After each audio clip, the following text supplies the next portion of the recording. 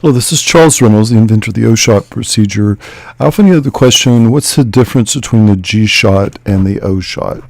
That's a good question, so let's see if we can answer it. First of all, the material that's used. This is a huge difference. The G-shot uses a hyaluronic acid filler.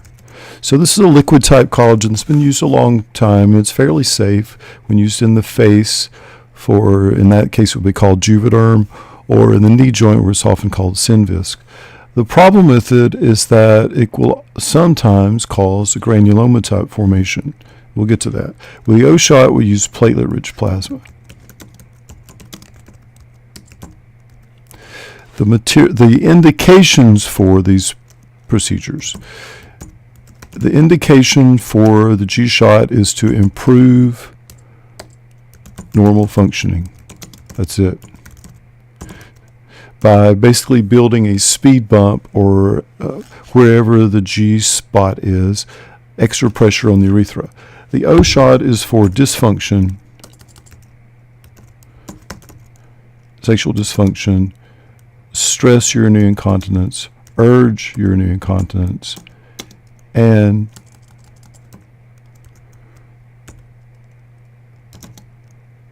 to improve normal function. So these dysfunctions could include pain, and it could include, so this could include pain,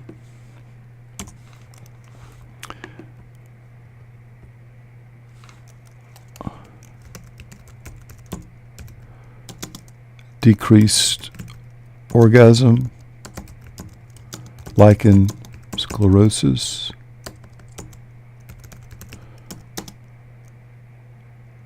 decreased libido, all those problems. Then the other difference is the technique, which is important even to the woman who's having it done. The G-shot is a very specific spot. The doctor needs to map the vagina, find the place where the G-spot is, and put it exactly there. So wherever the woman is most sensitive to stimulation that day. The problem is sometimes that can change from day to day. And if the doctor puts it in the wrong place, there may be no benefit. With the O-shot, it's non-specific in that the entire periurethral space is infiltrated. Now, there's still a very specific technique for getting it into that space, but that's an anatomical spot instead of a physiological spot. So the doctor can see it without having to ask the woman where she's most sensitive that particular day. He can see it. This is something you can point to on an anatomical chart. The most distal space, the most distal from the bladder in the space between the urethra and the vaginal wall. That's the O spot. So this is put in to the O spot, and the G-shot is put into the G spot. Now, Dr. Grafenberg, for whom the G-spot is named, wasn't even about a spot. He said that the whole urethra is very erotic, and pushing against the anterior vaginal wall and stimulating the urethra is what causes pleasure, more pleasure than any other one particular spot in a woman's body. But it was like the whole street, not any particular address on the street. That was Dr. Grafenberg's idea. Later it became a spot, and then the spot became something you could point to on an anatomical chart.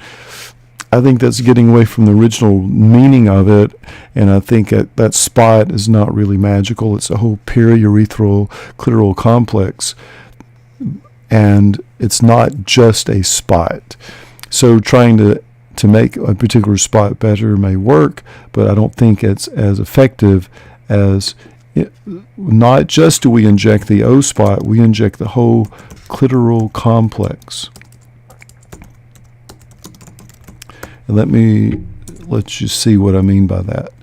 So if you go to, Let's just pull up a picture of the clitoris.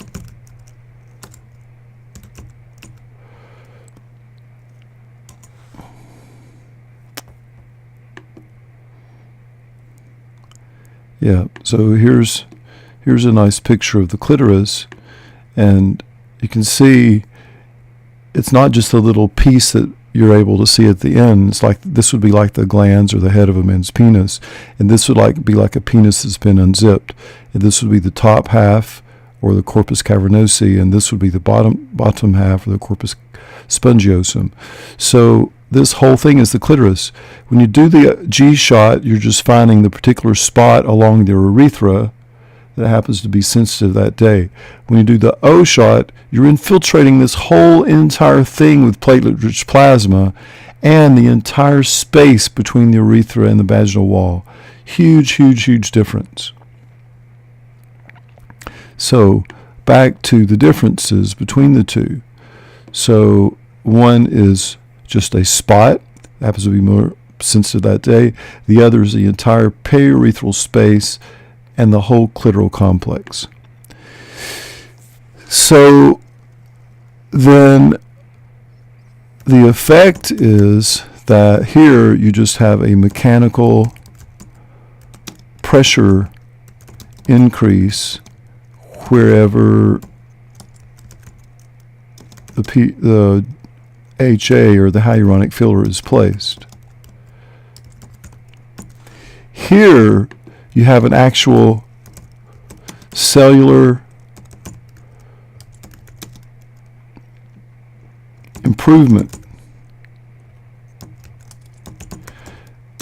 Now, have I biopsied a clitoris? No, I've not. We have over 9,000 papers. I just want you to see this. So 9,000. Let's go to PubMed so I can show you this. So here's PubMed.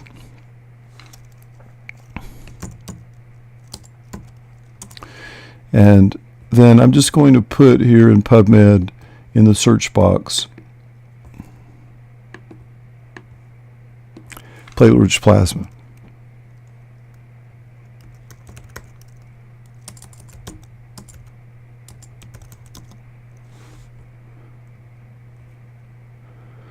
And I want you to see what comes up here. 9,393 papers today. And when you look at the papers, it's shocking. So here we have corneal cells, intrinsic aging process, protocols that have to do with orthopedic literature, degenerative diseases, on and on and on and on and on. Fat, every tissue type, allogenic mesenchymal stem cells, how they're affected by it. So back to what's the difference? It's like night and day. One of these procedures, the G shot, just as a mechanical bump that now pushes on the one particular spot on the urethra. This is an actual cellular improvement from thousands of papers, millions of treatments that causes new collagen, new blood flow. You think that's important in a clitoris? These are not questionable. We know this from literature. New nerve growth. We think that's what's happening that makes the urge incontinence improve. This new collagen is like making a sling that helps the stress incontinence. The new blood flow helps the clitoral response and helps orgasm and libido. The cell growth in general could help the Skene's glands or the periurethral glands become more prominent, with some women developing a more deeper, explosive ejaculatory orgasm. These are not the same thing. Those are the effects. Now, the other thing is that just the pain involved. This has some pain. This is completely pain-free when done by one of our procedures of our provider. There are people who use this name illegally, but to really know for sure that you're getting the right someone who's actually been trained in our technique, you should go to oshot.info / and you will find there something you can click on that find one of our people. If they're not listed there, they're not one of our people. Anywhere in the world, if they've been trained by us and understand what we're doing and are agreed to follow our protocol, that's where you'll find them. And then, of course, there's just the legal part of this. Because of this problem with granuloma formation, which sometimes in one study had to be removed by surgery, ACOG, or the American College of Obstetrics and Gynecology, has said no to the G-shot because of this granuloma formation. And because it's basically treating function that's already normal, not trying to treat dysfunction. Where here there's been no condemnation. Now, are there people that are waiting for more research before they integrate this in their practice? Of course. We're up to 6 studies now, strong studies, and we have a double-blind placebo-controlled study going on now, so that's fine. So people need to wait. The normal time for a new procedure to be adopted by all physicians is 20 years. 20 years. First heart cath done in the 1940s.